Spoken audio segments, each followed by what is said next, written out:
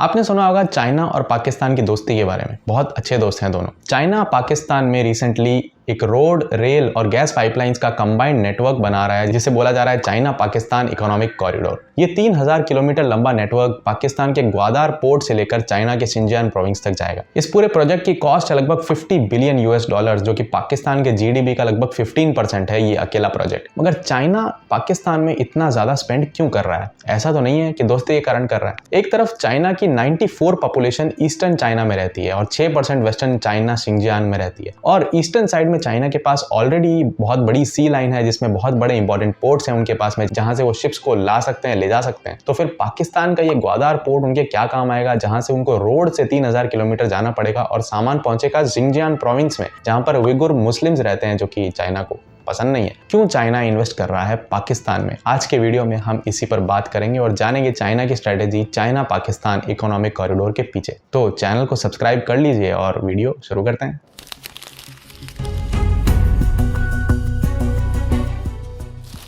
अब चाइना का ये मैप देखिए। चाइना की ईस्टर्न कोस्ट काफी बड़ी है, चाइना के पास सी एक्सेस है, पूरी साउथ चाइना सी में चाइना की डोमिनेंस है। यहाँ पे कई सारे पोर्ट्स हैं जहाँ से चाइना अपने शिप्स को लाता है, ले जाता है। अब यहाँ से अगर चाइना को वेस्टर्न साइड में जाना हो, जैसे इंडिया या फिर अरब नेशंस या फिर अफ्रीकन नेशंस, तो उन्हें निकलना पड़ेगा या तो इंडोनेशिया के इन बहुत सारे आइलैंड्स के बीच में से, या फिर मलेशिया और इंडोनेशियन सुमात्रा के बीच की इस पतली सी गली में से, जिसे बोलते हैं स्ट्रेट ऑफ मलक्का। ये straight of Malacca sea routes के लिए बहुत इंपॉर्टेंट रूट है और यहाँ से हर साल लगभग 94,000 शिप्स निकलते हैं, जो कि पूरे वर्ल्ड के शिप्स का 25% है। पूरे वर्ल्ड के लिए ये बहुत बड़ा और बहुत कन्वीनियंट रास्ता है, क्योंकि ईस्ट और वेस्ट को कनेक्ट करने के लिए ये बहुत इजी पैसेज प्रोवाइड करता है। मगर इसका भी एक वीक पॉइंट है। इसका बॉटलनेक ये है कि एक पॉइंट पर इस स्ट्रेट की गहराई 25 मीटर से ज्यादा नहीं है, और कई सारे बड़े बड़े ऑयल टैंकर शिप्स की समुद्र में डेप्थ 25 मीटर से भी ज्यादा हो जाती है। इस कारण वो इस मलक्का स्ट्रेट से निकल भी नहीं पाते और उन्हें रास्ता ढूंढना पड़ता है इंडोनेशिया के कई सारे आइलैंड्स के बीच में से। तो अब समझे बात को, चाइना जितना भी ऑयल अरब नेशन से इंपोर्ट करेगा,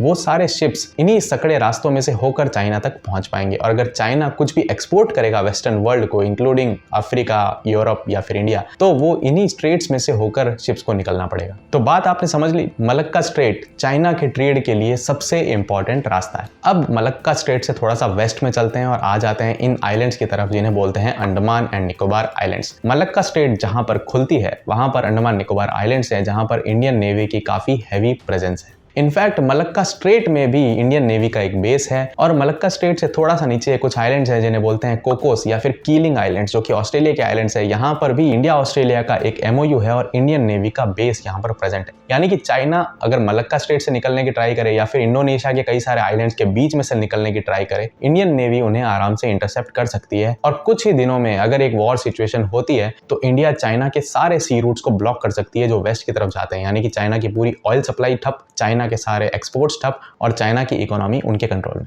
और चाइना का नेचर तो आप जानते ही हैं। चाइना ने इंडिया के अलावा साउथ चाइना सी में खुद के आसपास ही कई सारे दुश्मन पाल रखे हैं, जैसे कि Taiwan, Vietnam, Philippines, Indonesia, Brunei, Malaysia, और साउथ चाइना सी में वो पूरी तरह से दुश्मनों से घिरा हुआ है। और अगर किसी से भी कुछ भी नोकझोंक होती है तो चाइना के ट्रेड पर काफी बड़ा इफेक्ट पड़ सकता है साउथ चाइना सी में भी। अब हम यहाँ पे बैठ के खुश हो रहे हैं कि वाह, हमने तो चाइना को इंटरसेप्ट करने का तरीका ढूंढ लिया, तो हम चाइना को बेवकूफ तो ना समझे। चाइना को पहले से पता है ये बात, इसीलिए चाइना जी जान से लगा हुआ है पूरे वर्ल्ड में आइलैंड्स को कैप्चर करने में या फिर सी पोर्ट्स को कैप्चर करने में, जिनका सबसे बड़ा एग्जांपल हमने रिसेंट डेज में देखा था श्रीलंका में हम्बनटोटा पोर्ट पे। चाइना ने बहुत बड़ा लोन दिया श्रीलंका को, श्रीलंका का एक पोर्ट बनाया हम्बनटोटा पोर्ट, और जब श्रीलंका वो लोन रीपे नहीं कर पाया तो उन्होंने 99 ईयर्स के लिए चाइना को ये पोर्ट लीज पे दे दिया। यानी कि चाइना इस जमीन का मालिक है, अब वो वहां पर अपनी नेवल शिप्स को भी बेस कर सकता है। हालांकि उन्होंने ऐसे करने की कोशिश की थी, मगर इंडिया ने उसे इंटरसेप्ट किया और अभी तक उन्होंने नहीं किया है, मगर in case of a war they can use it. और ट्रेड के लिए इसी कड़ी में इंपॉर्टेंस में आता है पाकिस्तान का ग्वादार पोर्ट। पाकिस्तान के इस पोर्ट की लोकेशन गल्फ कंट्रीज के काफी पास है। गल्फ ऑफ ओमान से इसका एक्सेस बड़ा इजी है, यानी कि चाइना का सारा ऑयल या फिर चाइना के सारे एक्सपोर्ट्स ग्वादार पोर्ट तक पहुंच जाएंगे लैंड रूट के द्वारा,